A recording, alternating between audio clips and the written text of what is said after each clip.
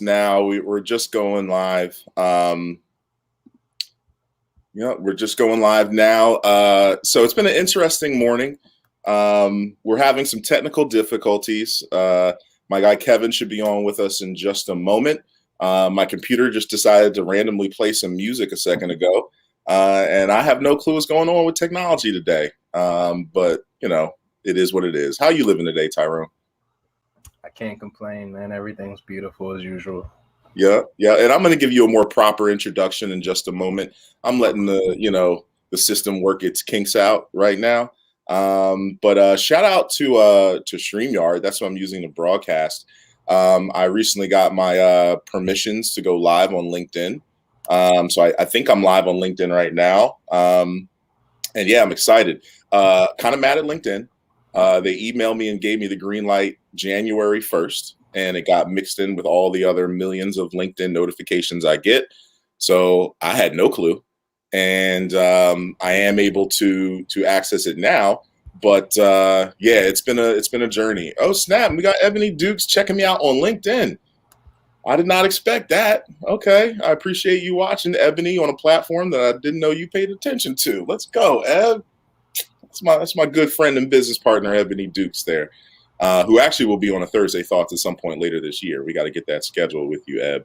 But yeah, I'm about to kick things off in just a second and just give you guys a moment. If you're on YouTube watching, feel free to share the link. Of course, if you're on LinkedIn, share it. If you're on the Navitas Facebook page, please share. And yeah, we're going to kick it off in just a second.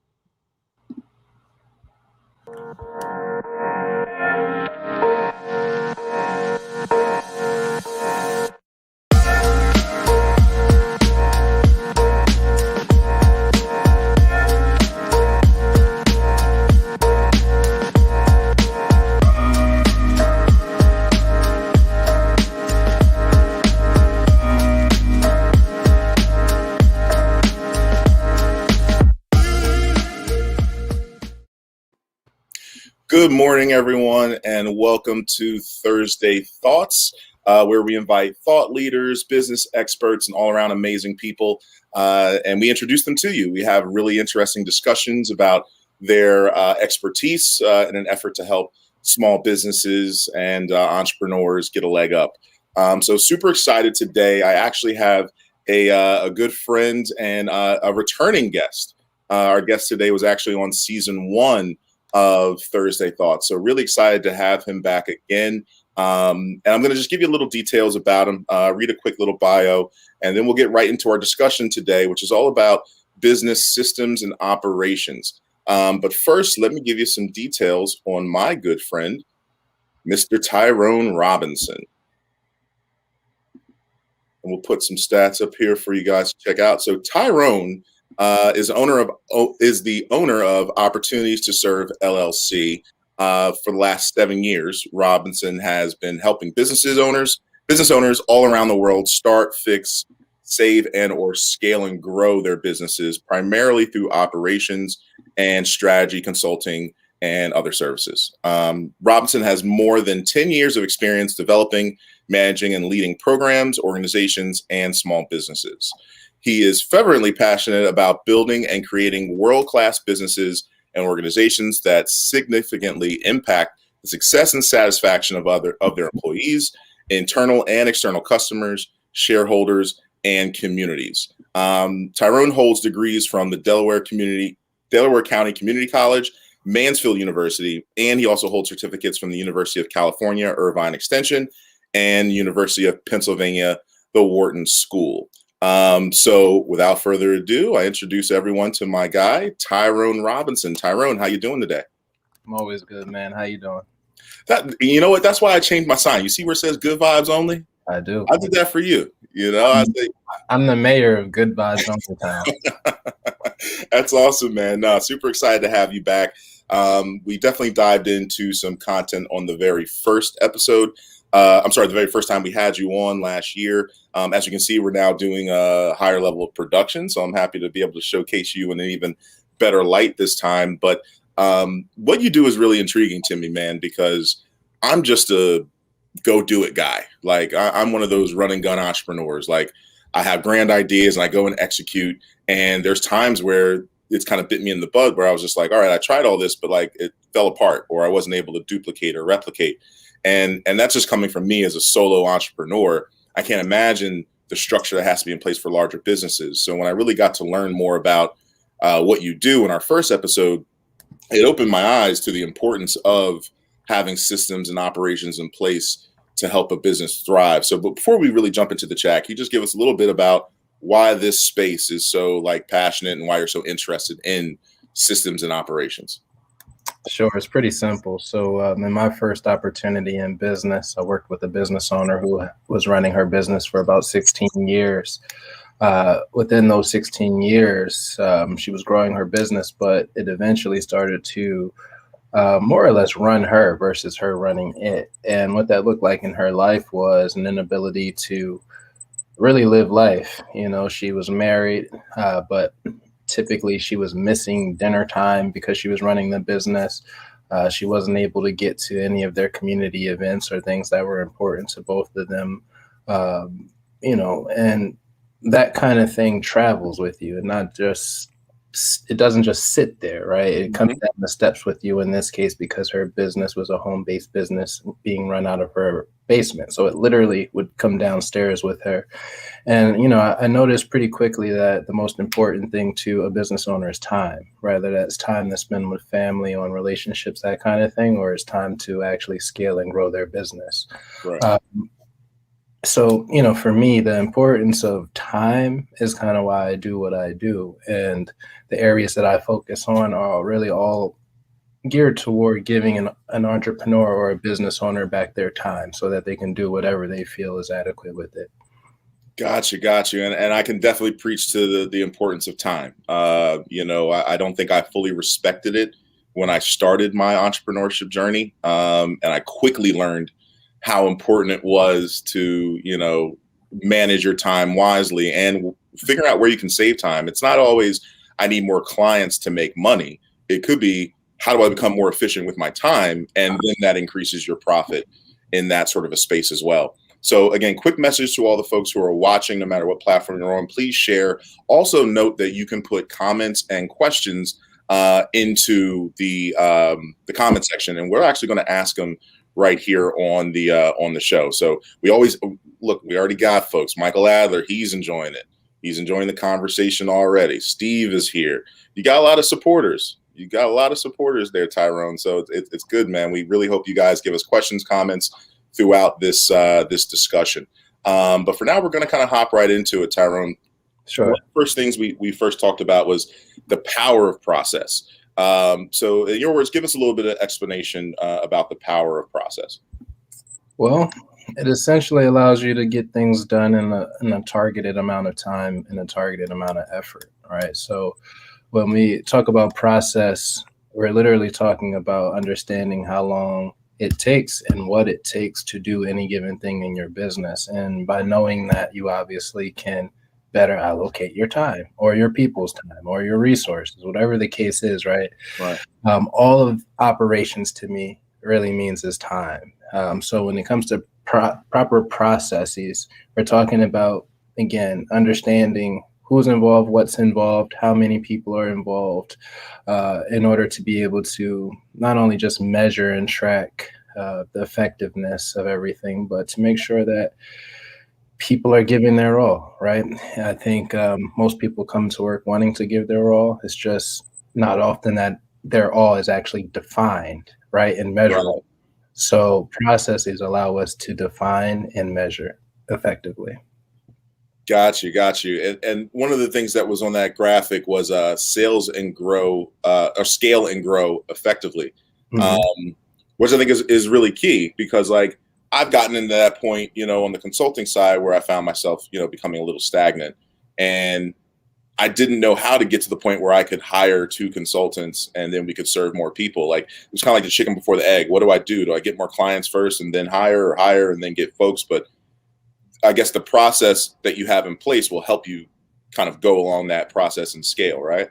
Sure. So, I mean, to me, scale means you're able to take on the increased workload in a cost-effective manner and meet the demands of your business without suffering overstretching, right? I think the key here is without suffering or overstretching. Right.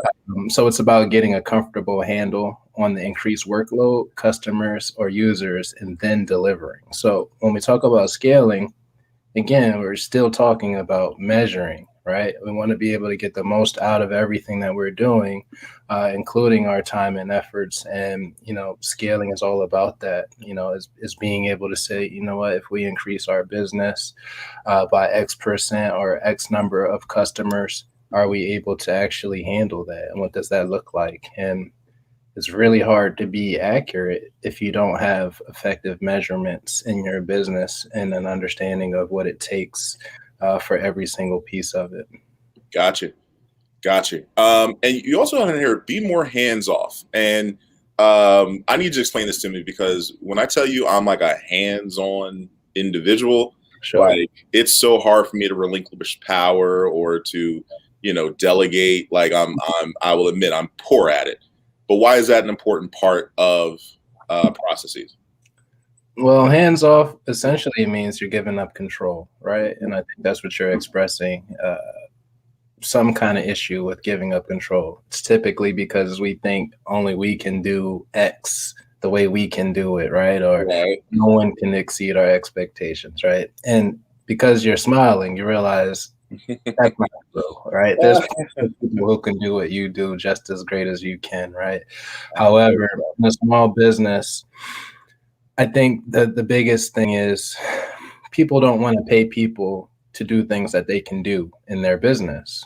However, I do think it's important to recognize the things you have to do versus the things you are doing and want to do and figure out why behind that, right? So as a business leader, your task is actually scaling and growing the business. It's not actually doing the day-to-day stuff. I think for every business owner, the objective at some point becomes how can I do less but make more, right? And I don't think most people just sit in an area where they're just like, you know what?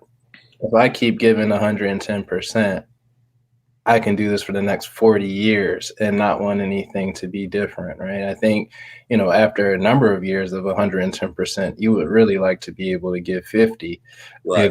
110% to maybe 50% of what you're doing at some point, right? You don't want to just be going, 110 the entire time. But, in this case, it also comes to like an inability for some business owners, right? So more often than not, what I see in the smaller businesses is that the business owner knows how to do everything in the business, right? And then they go to hire people, and those people in these small businesses are wearing multiple hats, right? They're hired for something that's quote unquote specific, but it becomes non-specific pretty quickly, you know? And that wearing too many hats is a frequent scenario. But what comes with that is every time someone has to pick up a new hat or wear a hat temporarily that they're not used to or there's no process for, they're going to come down the hall and knock on your door and say, hey, I don't know what to do. This looks like that looks like this, whatever the case is. As the leader, now you're taking off the hat that you're actually responsible for and wearing a hat in your business that you've already hired someone to wear. However, you haven't equipped them with everything they need to be successful at delivering or executing. So there's a number of reasons why people get stuck in this phase, but most of it is just really not wanting to give up control, an inability to communicate how they can be helped, which means figuring out how and what to delegate and what's involved and what you need to provide in terms of support to the people to execute it in a way that's acceptable to you. And again, acceptable can be subjective until you have measured it. So I say I'm great, at X, Y, or Z, and then tell my employee to be great at X, Y, and Z without establishing the basis of great. What is great? Is that 10 calls a day? Is that 4 closings in a month? What is great? And most people really struggle with figuring out all of those pieces that I mentioned and putting those things together in a way that allows them to capitalize on all of their work and effort to this point, because they do have these answers. They just haven't uncovered them yet or written them down. Right. They do know their process, right? They do it every day. However, they haven't captured it and written it down. So at the end of the day, it's there for most business owners to do. It just takes someone like myself to come in and say, all right, let's get this off your plate once and for all. Once it's off the plate, it's off your plate, right? We can figure out how to delegate, how to create processes and procedures to replicate your outcomes. That whole thing is very simple to do. Right. The hardest part is just for the business owner to take that leap. I got you. And I know why a lot of our your clients speak so highly of you is, I can imagine if something got taken off my plate and it now saved me time and energy, like I would be very grateful for that. So I get how that goes hand in hand. Now let's dive into the people, the power of the people. Tell us a little bit about this, because one thing that we had on the slide was creating the ideal job description and hire the right people. So give me a little bit of your thoughts behind the power of people. Sure. So we obviously hire people to help us towards our eventual goals and objectives, right? It's our job as leaders to equip those people with the tools and resources that will allow them to do these things for us successfully. When it comes to creating the proper job description, most people hire based on what's missing in their business and not necessarily all that these positions entail in terms of skills and required knowledge to be successful. So an example of this is I worked with a business 4 years ago. They were in promotional products and corporate gifting. I was introduced to this business through their marketing people, which essentially had operational issues that they were communicating to me. Gotcha. Which is why they brought me in to mend those issues and I guess break down the gaps of communication that they were experiencing and expressing. Within my first maybe 10 days on that project, I chose to go into a mapping consultation with that owner. And in that mapping consultation, we literally mapped out every process in her business, who was involved, what's involved, the whole thing, right? And through that procedure or process, we were able to pull out all of the areas in her business or in these processes that could be delegated. In her business, because she was the everything to everybody in the business, she was keeping these hats on. And what that looked like for her was every quote that she needed to put out was taking her 8 hours in her business, 8 hours per quote. Today, that's 3 hours. And how we did that was we identified the entire process. We looked at each piece of it, again, figured out what could be delegated. We figured out who it should be delegated to. At this time, she didn't have a VA, so every one of those pieces that fell into a bucket that we didn't have a resource or answer for, we created it. So through this process, we actually realized that the person that we're going to bring in needs to have, at this case, it was like 15 skills that they absolutely had to have to be able to fulfill the requirements that we created through the process of, again, going through each process, figuring out what needed to be done, who should or who could do it within the company. If it wasn't able to be done that way, then it fell off to that VA's responsibilities. The case here is we were able to save that business owner at least 4 hours per quote that she was putting out and get the most out of their people by putting in the right processes and procedures to replicate her output in each of these pieces that she was now delegating or passing off to people who should have been doing it the entire time so that she could be focused on scaling and growing the business. Gotcha. Long story short is that business is still here today when the overall objective 4 years ago was to save the business in 3 months. So we essentially were able to turn that business around because we basically got the business owner out of her own way, and we gave her people everything that they needed to be successful and measurable throughout the process that we had them either being in charge of or a part of.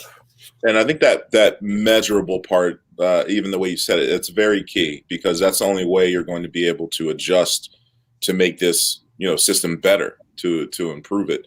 If you don't have those KPIs or whatever you're using to measure it, you're kind of just taking, again, a stab in the dark, where you really want to improve and improve and improve. I assume systems and operations are kind of like living, like they're constantly evolving and getting better based on, the need and the efficiency rate.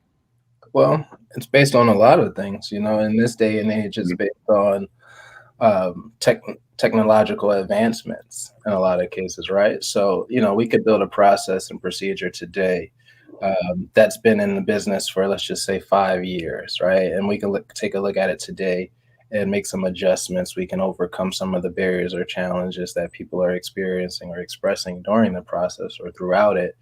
But we can turn around next week and maybe one of those employees recognizes that a new software solution has come out, or maybe, A through Z, right, in terms of technology coming out to really be able to help us and businesses in our lives. So that's why it's important really to not just come in and fix things, but to create an environment for an opportunity for continuous improvement to happen. And Gotcha. Continuous improvement is really the key. It's what we're looking for. So, when companies bring me in, maybe it's for a month, maybe it's for 4 months, maybe it's, over time, a couple days a week, whatever the case is, right? My objective in all of these cases is to be able to create an environment for people to be able to step up or speak out about different pieces that they think would help the process towards our overall objective. So, again, we're giving the power back to the people who are actually running these processes, but we're also asking them to support our overall vision by being aware of ways that we could actually get better throughout the entire process or throughout their time working with us. So in a lot of cases, you walk into an organization and a lot of things are top down or hierarchical, where, maybe the leader or leadership team says, you know what, we're doing X, Y, and Z with no real explanation. But it's definitely more helpful to have that come from your employees, where they're saying, you know what, we've been doing X this way for 2 years. We recognize, at part 3 and part 6 of this process, we don't have to do, because we can do, Y or Z, and a lot of times these conversations don't happen because there isn't a space for it. Right. Leaders sometimes feel attacked in these cases. I can go into the psychology of it, but that'd be another hour. Or let's just say they feel attacked in the case where their employee says, hey, you know what, this process could work better differently. I want to be able to not only bridge those gaps while I'm there and break down those barriers of trust, transparency, and communication, but I also want to increase buy-in and engagement through this process of allowing people to speak up, be heard, have things happen because they think they should happen. But again, create that space for these conversations to happen that typically don't exist when I get there. And that kind of bleeds a little bit into this this next one, where we were talking about getting the most from your team and optimizing talent. I know a big part of that is actually getting feedback from your team and using that feedback to help, improve those systems and operations over time. But give us some more detail in terms of getting the most from your teammates, and how do you actually optimize talent? Sure. So getting the most and optimizing is all the same. And what that means is putting things in place that they think are necessary for them to give their all. Most people wake up every day not necessarily wanting to upset their employer. However, many employers wake up every day and communicate that they're upset at their employees for a number of reasons, right? And more often than not, that falls on the leader's doorstep, whether they wanted to be there or not. And, optimizing talent really just means to me that you're in the process of having that continuous improvement environment, or maybe it already exists.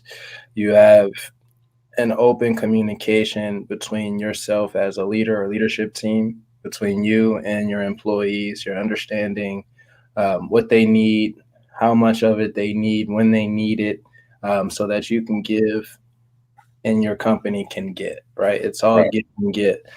So, optimizing talent can look in the ways that I mentioned, where we're talking about processes and making enhancements, or it can look at, in the form of accommodations. Maybe someone has a few issues that they aren't kind of outrightly transparent about, but once we find those issues, if we're able to give them something that will help them be more successful or happy during their time here, it obviously goes a long way. All of these things are revenue generators, right? And when your people are happy, your business runs better. There's no secret. But optimizing talent, again, is all about making sure that you've done enough, if not everything you can, to equip your people to be successful. And that also is coming from the standpoint of proper processes, procedures, systems, technology, uh, professional development, personal development opportunities, all these things that go towards creating a healthy workforce. The interesting thing too is you're hitting all these buckets, which are buzzwords in my mind for different positions at companies. Like some of those items are going to be of high concern to the CEO, and some might actually be more focused from the CFO. And you just started mentioning things that the HR director is really focused on. It seems like everyone in the hierarchy that has goals and responsibilities to grow a brand could use someone who can help with systems operations and actually optimizing their talent and staff, because it hits a lot of buckets is what I'm hearing. Yeah, I mean, I really look at everything from start to finish. My history started with me working solely in organizational and leadership development organizations between PA and Australia. So I've seen, everyone from the individual solopreneur all the way to fortune companies, and understood, what was keeping them from being great in a lot of aspects. And the pieces that I spoke about, trust, transparency, and communication stuck out to me. Employee engagement and buy-in stick out to me, right? Mhm. Things that I don't make up, but these are things that I took away from my experiences in all of these different places, to where I really came up with, if we can really create an impact in these areas, we really stand a chance to create something really special. So Right. at the end of the day, all of these measures that I look at are byproducts of the experiences that I've had, to where I can't suggest that one is more important than the other, as they're all equally important. Gotcha. Gotcha. And again, a quick reminder to the folks who are watching, whether you're on YouTube, Facebook, or LinkedIn, please, drop a comment. Even if you just like what Tyrone's dropping on us today, just give us a thumbs up, or ask a question. And of course, please share. Spread the word. Let's give this free knowledge out to everybody. Now, I'm really interested in this next slide, Tyrone. We talked a little bit about systems and technology, kind of the marriage of the two. And to get the most out of technology piece, I'll speak to it quickly before you dive in, because we just had a revelation in our technology usage on a couple fronts in Navitas. One was using StreamYard, like we're using now, to broadcast our Thursday thoughts. It gives a better presentation, which looks good on our brand. Doesn't necessarily make us more efficient per se, but there's a benefit to using technology in a lot of different areas. And on the efficiency side, I don't know if you're familiar with Proposify, but we use Proposify to put together our proposals for our clientele. And it actually allows you to basically save blurbs of different services, different descriptions, and it kind of stores it on the side. So now when I'm building a proposal from scratch, I just got to pick which services. It plugs in a full description. I might have to do some personalizing or tweaking, but it literally shaved like an hour and a half off of the proposal writing process for me. And unfortunately, I didn't really fully invest in using that function until a handful of months ago. But I've definitely have saved time doing it. And I'm sure you know of tons of different forms of technology that can do that. But give us a little bit more about that marriage between systems and technology, especially when it comes to automation. Sure. So really the easiest way to get out of doing things that are repeatable is to use technology. Whether it's in a large corporation, using robotic automation where everything in your organization that's done by a keystroke, they'll build a robot to replicate that and do that with a higher efficiency level than your people could.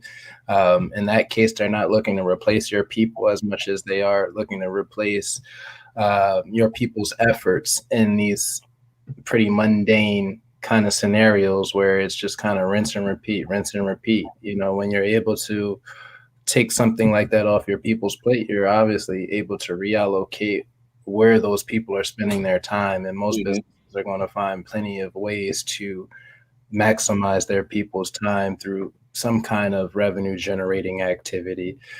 So at the end of the day, that's at the larger scale, and at the smaller scale it's the same thing.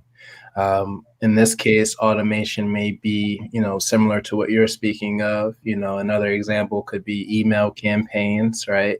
I'm sure all of us receive some kind of newsletter, and probably many of us don't receive great ones, but the ones that we recognize and stay subscribed to are probably the ones that come frequently, deliver a good amount of valuable information, and so on. And those kinds of things are kind of set and forget, right? Where you can create a series of videos or blogs or whatever your case is. You can do that every January and set it for the year if you wanted to, right? With automation qualities that you may find in like a MailChimp or any of those kinds of services. But at the end of the day, automation is all about getting rid of those daily to-dos that you don't really have to do other than set it and forget it. And a lot of things that we do day to day fit into that set it and forget it.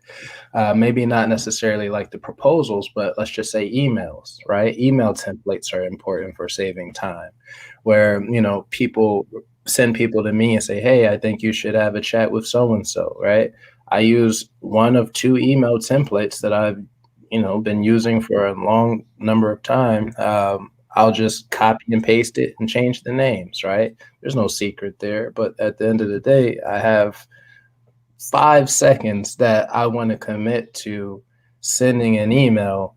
I don't want to spend days recomposing an email, right? And I know all of us can attest to how long it takes to compose an email, no matter how short it is, right? You're always kind of overthinking it, or maybe second guessing, or whatever the case is. It happens. I'm a heck of a reviewer. I'll take 10 minutes to read it over before I press send. Yeah. So, automation really, again, is all about cutting down time, saving time, maximizing your efforts. And again, I would really express it as anything that's repeatable can be automated, at any level. Again, from the enterprise side with robotic automation, all the way down to the solopreneur who, wants to get the most out of their time and efforts by having some kind of, repeatable communication or whatever process in their business that opens itself to that kind of experience. Integrations are also important.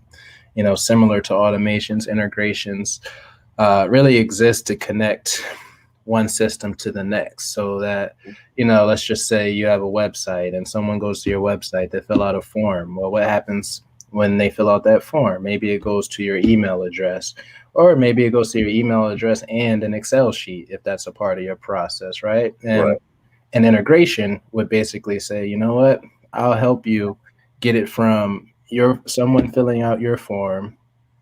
I'll actually copy and communicate this to wherever you would like it to go. So if you'd like it to go to your email, great. If you'd like it to go to your email and your MailChimp, let's just say subscriber list, great. That's an integration. You need it to go to an Excel sheet that you have existing. That's an integration, right? These are things that allow you to replicate efforts with no effort and have a higher degree of efficiency while doing so. Got it. Got it. Got it. And I've always kind of wondered this, and through listening to your responses, I'm still not clearer on, is it more difficult to be a business with employees, or is it better to stay, kind of like a solo entrepreneur and just use, technology to kind of do things for you? Like there's clearly cost can play a factor, but with Sure. so much automation now, is that making people lean less from, having that human capital and actually using people to get things done? Um, and where do you lie on that scale, I guess? I think it depends on where you want to grow your business to. Mhm. Somebody like me who is really happy with where the business is and doesn't necessarily want employees. I actually grow my business through partnerships and intellectual property, right? Mhm. And there's a way to go about growth for a number of people, but when we're talking about scaling, sure, as a solopreneur, you can scale in a number of ways. You can scale through technology, you can scale through people, you can scale through both. I don't think any direction is wrong. However, I do think it's important to know where you want to go, because knowing where you want to go also allows you to understand what's going to be involved. For Right. me, the most important part of having a business is to be able to provide opportunities to people I care about the most.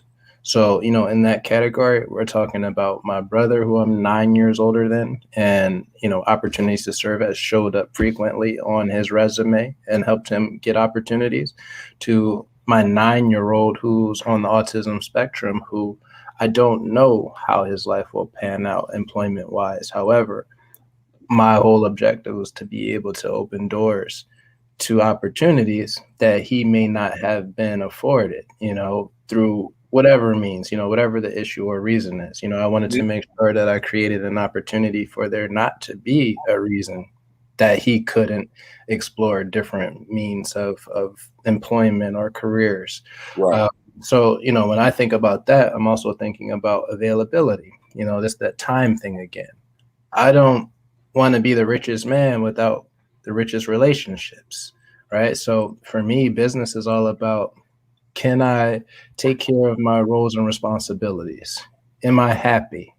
Outside of that, I'll be honest with you, I don't really care that much. Am I Right. happy? Can I take care of what I need to take care of and who I need to take care of for the reasons I want to? And as long as I can check those boxes off, I'm completely fulfilled. So for me, a solopreneur who obviously has plenty of opportunity to scale and grow in different ways, I'm choosing happiness. I'm choosing time, the ability to spend time with those that I care about whenever I feel like it, however much I want to do it, right? I'm choosing all of these kinds of things that are important to me more so than, becoming Jeff Bezos tomorrow. Right. That's great if you want to become that. But for me, I'm more comfortable supporting people who want to become that. I'm not necessarily interested in entertaining what is all involved with that. You understand? So for me, again, the answer to that question really lies upon what your overall vision is and where you're kind of hanging your hat. For me, I'm hanging my hat on relationships and roles and responsibilities that are important to me. That's why we vibe well, bro. I'm in the same mindset as you. That's awesome. Very good. So let's talk about these people who aren't like us. Hmm. They want to build this company. They want 5 employees next year, 20 employees a year after that, and they want to grow. Let's talk a little bit about delegating Hmm. and delegating effectively. Now, we already told, I've been in some management positions in my career, and I was not a fan. I don't do well with delegating. And then what frustrates me the most is when I do delegate, and then whatever has to come next is something that I now have to fix or improve and put time into it. Like, that frustrates the heck out of me. Sure. So talk a little bit about delegating effectively, because I need to learn this too from a management perspective in my career. Sure. So delegating effectively, again, is making sure that you've done enough of the work to be able to figure out all the measurements to be able to say this is good or this is not good. And from that, you can create a step-by-step process to get to anything, right? when you wake up in the morning, let's just say every morning you make coffee.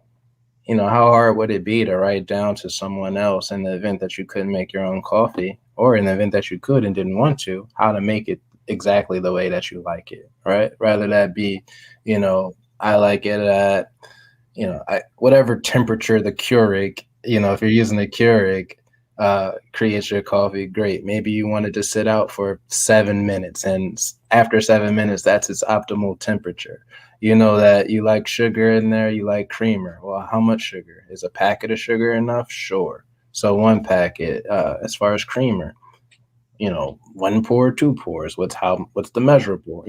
All these things are literally step by step instructions that we have and take every single day, that all we have to do is execute on paper, and in a way that someone who is being tasked with following it can follow effectively. Right. And that's just about communication. Most people, their first delegation is to a VA or something like that, right? And then most people who hire a VA actually don't have outlined what they need. So then they spend more time trying to figure out how to get the most out of the money they're spending on the VA, rather than figuring out at first what were all of the delegatable, if that's a word, qualities in their business that they can then hire someone specifically for, versus just saying, hey, I need a VA, and you get them and you're still not sure on what skills and qualifications they needed to have. You're not sure on what they need to be able to execute on the day-to-day basis to really free you up from all the things that you may not want to do or can no longer afford to do as the leader in your business. These are two different things, but both really significant. So again, delegating is really all about getting these things out of your head that you do every single day, may take for granted, that process or whatever the case is, and getting it on paper. The best way that I've seen, if we're quote unquote on paper, is again through mapping, where we can literally see the tangible steps that it takes.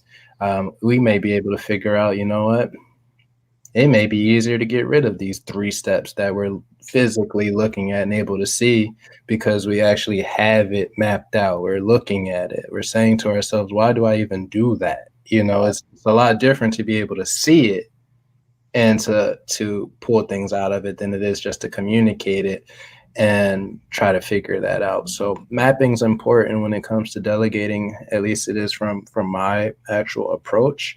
I haven't met anyone who wasn't blown away by the additional steps they were taking, or the steps they weren't taking, or, once we map everything out, it's very few people that can't recognize where the barriers or breakdowns are happening in their own process. Right. You know what I mean? So at the end of the day, it's just about sitting down with someone, mapping this out, getting an understanding of what's involved in terms of optimization qualities of that particular process, automation qualities, integrations, all these things we've spoken about. I call it optimizing your funnels. So, if we can look at every piece of your process and optimize it, can almost guarantee you're going to do a lot better than you were. I mean, These things are kind of no-brainers. So when it comes to actually coming out of your pocket to invest, you're only investing in having more time. I'm not going to come in and give you an additional hat. My whole job is to take hats away from you. Right. So all you're investing in is more time with family, friends, more time with doing the things you're most passionate about every day, more time, ... right? So at the end of the day, when you work with people like me, or me specifically, you're really saying, I could be doing other things with my time. Not that I don't love my business, but I could be doing other things that benefit my business. And even if that means benefit me, so that I can better benefit my business. Because again, we're people. We can't show up at 100% if we're not 100%, not consistently. Right. You may be able to mask it for a day or two, but wouldn't it be nice if you didn't have to have a mask? Facts. And I often kind of wonder, even though for example, I'm comfortable where I'm at business wise, like that sort of operation account, you know, how much time can I put into growing and putting strategy into how to actually grow the business? Sure. And that being a focus. Before we jump into a couple questions, I know I had a few. For folks that are watching, make sure you're sharing, make sure you're providing any questions. And yeah, comments like this, you know, she agreed with you. Yes. We got an exactly in here. So you're preaching some good stuff here, Tyrone. Make sure folks are sharing. Make sure to follow Tyrone. You see his Instagram at the bottom of the screen. And then you also have us for Navitas Marketing. So make sure you give us a follow as well. One question I had, and this is a term that I hear a lot, and I want to know what the heck it means. I hear business folks saying that a business scaled too quickly. And I'm sitting there like, well, I mean, I'm thinking that's a good thing. Like, all growth is good, but like some businesses collapse because they scaled too quickly. Does that mean operations that got put in place were not the right way, or they weren't tuned to the right degree? Or is there something bigger that I'm just not thinking of that usually means you scale too quickly? Like when you hear that, what does that really mean? Well, it means they didn't have the pieces necessary in place to take on an increased workload without experiencing additional costs or demands.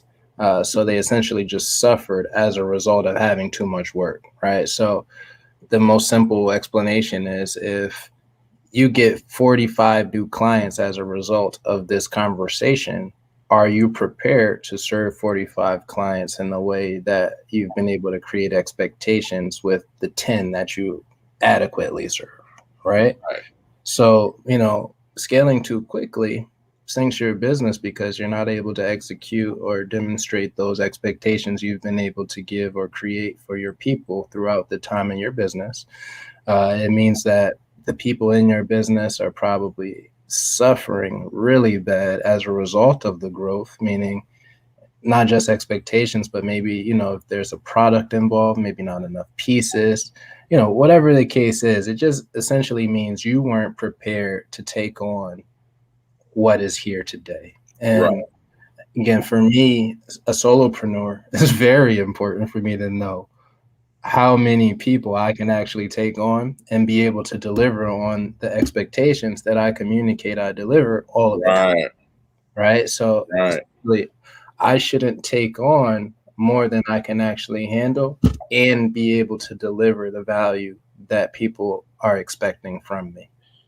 That is huge, and a major key. A lot of the brands that I've helped grow over the years, when they have negativity, when they have a customer that says that they weren't pleased or something along those lines, it usually harps back to they weren't really following the same steps and process that they did when everyone was raving about them.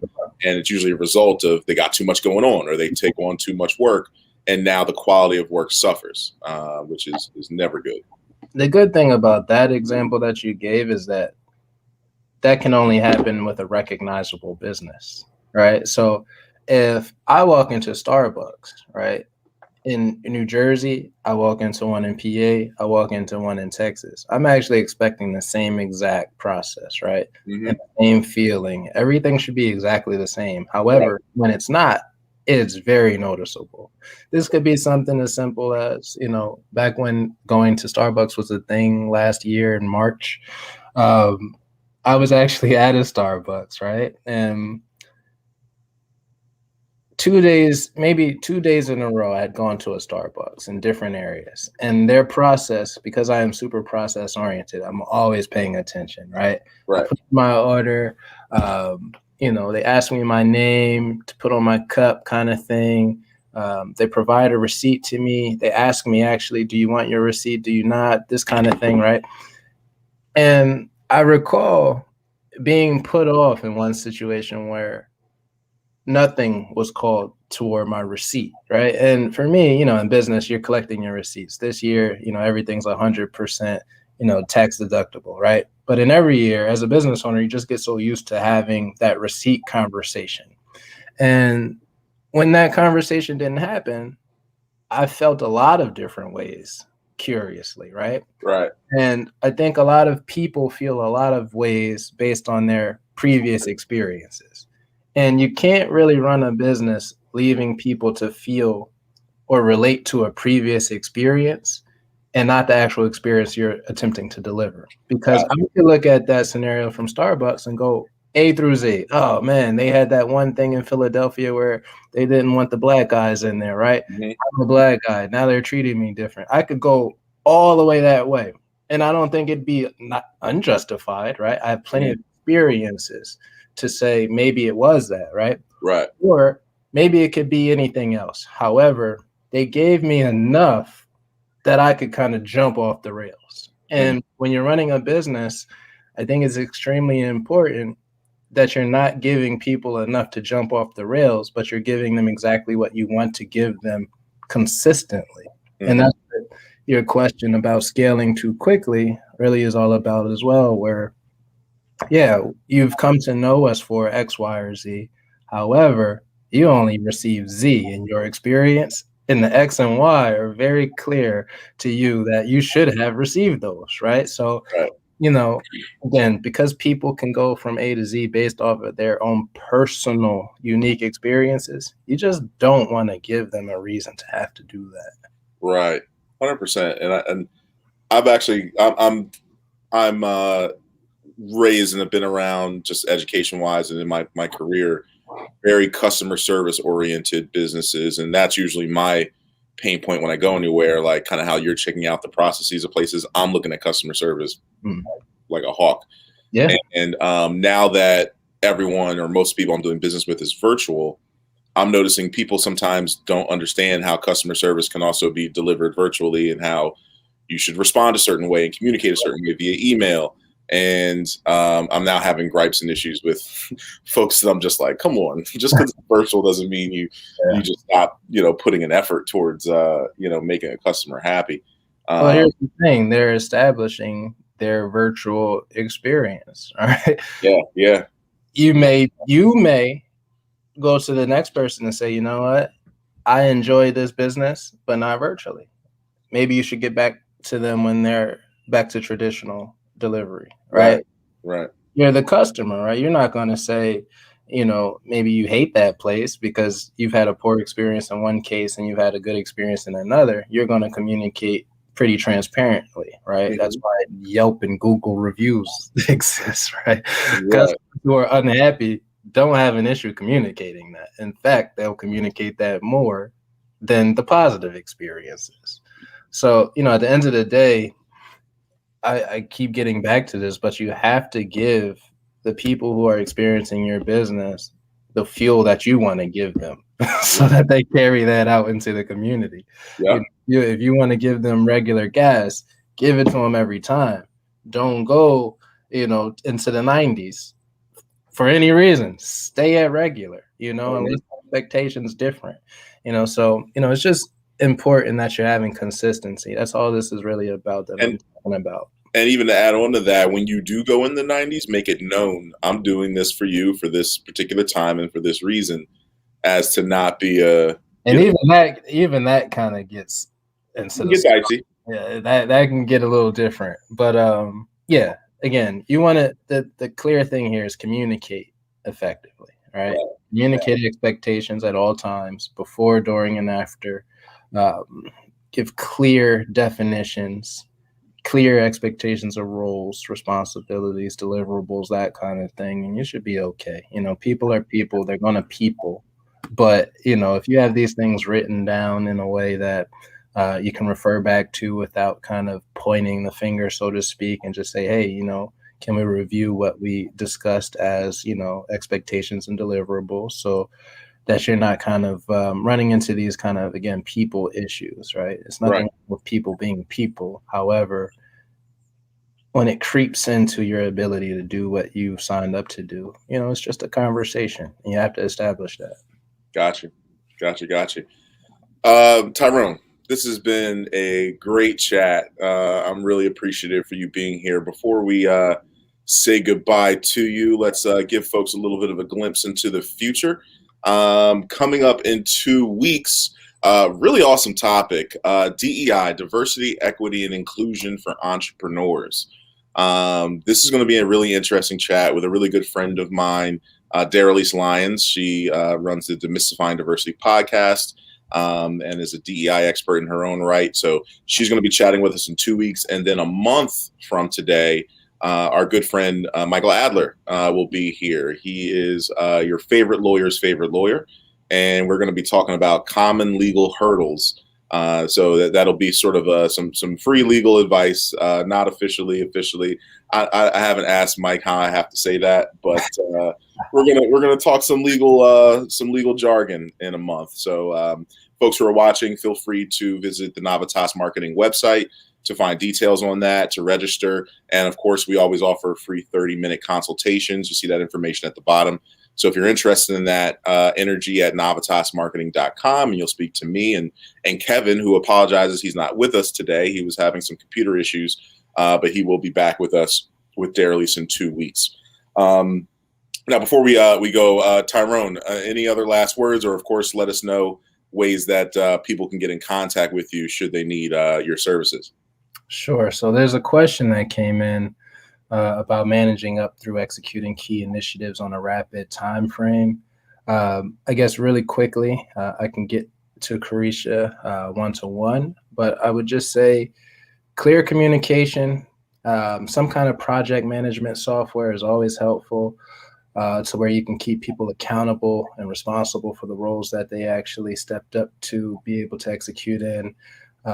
Having timelines already initiated for conversations is also important and helpful. So if someone is struggling, if someone is, whatever the case is, you're able to check in with them consistently and make sure that they're not wasting any time that's unnecessary, So really it's all about communication. It's all about creating something for people to be able to follow with and through.